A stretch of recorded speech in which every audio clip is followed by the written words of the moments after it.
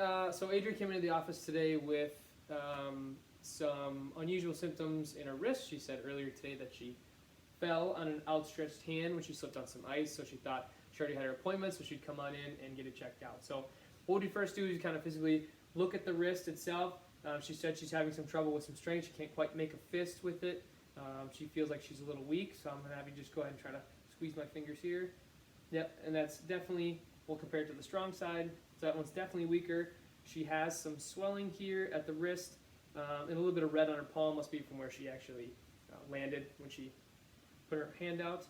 Did you hit anywhere else, Adri? Did you hit nothing? Okay, so just kind of here at the wrist. Anything anywhere else? Well, we'd probably maybe look at the elbow since her arm was out straight. Just kind of inspect the elbow for any sort of range of motion, flexion, extensions, or anything when we do that at all. No. Anything in the shoulder? If you just kind of touch shoulder back. Nothing there. Nothing on here. Okay, so really it's pretty much localized to the wrist. So what I'd first do is, as she's taking a look at it, I'm already kind of thinking to look at that scaphoid because that Fuchs injury is a really common injury, that fall on an outstretched hand. So I'd kind of just go ahead and rest her wrist on my leg here. So I'm going to take her other hand here. I'm just going to test it for some circulation. Notice her capillary refill on the fingers.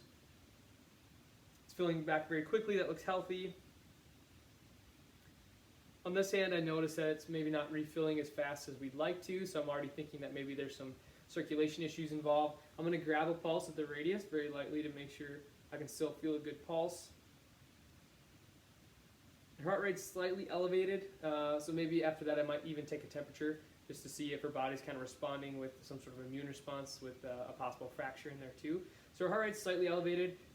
I think with her lack of movement that she already has, we already tested her for pain. She's very painful. I think she probably does have that fracture. So what I'm going to do, because of that capillary refill wasn't so good, is we're going to go ahead and splint her wrist, and then I'm going to refer her right to the urgent care room right after this. Okay, so what I would use is I would use a SAM splint, just a quick one that I had sitting around the office. So I would go ahead and measure her just while she's on my leg here. Just pick up your arm for me real quick and go ahead and lay it back down. Okay. So I actually might flip this around first. Go ahead and pick up your arm one more time and lay it back down. Kind of where she can get her hand in here. A little awkward. I'm gonna roll this up. It's not so long. A little bit more. So we're gonna go ahead and splint Adri's wrist in a neutral position. I'm gonna just kind of place it where she can comfortably put her fingers around here. So we'll go ahead and measure this down to the wrist, and then we'll go a little bit farther past the wrist just to make sure that joint is fully mobilized. Once we have that, you can go ahead and release that. Just gonna cut it here, so we're right about that 23 centimeter mark.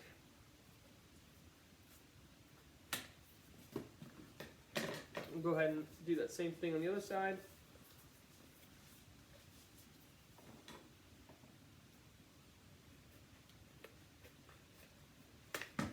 So now we can make a splint of the wrist. So I'm going to have you just turn your wrist into I'll just kind of like this, so thumb up for me. Good, you can lay right back down. Perfect.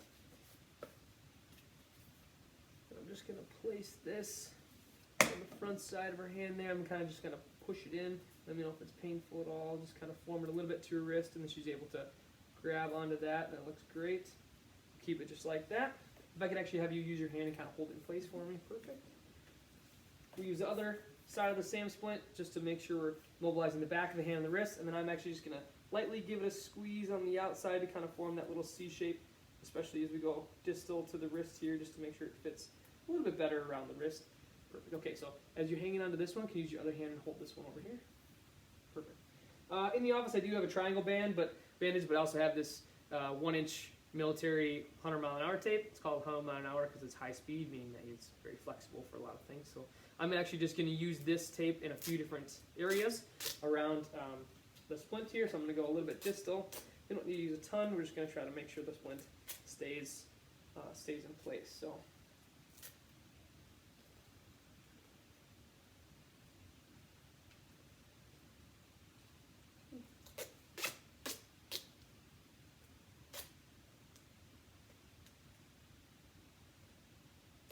That's why we have the scissors.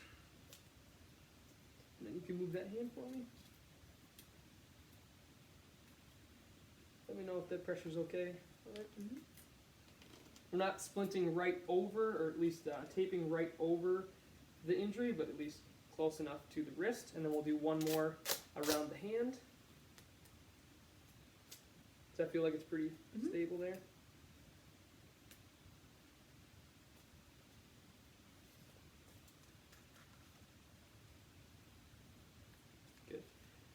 So now Adri's kind of got a, does that wrist feel supported for you? Okay, you able to kind of use the finger still?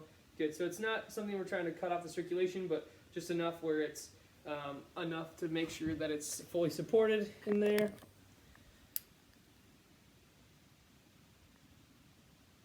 Good.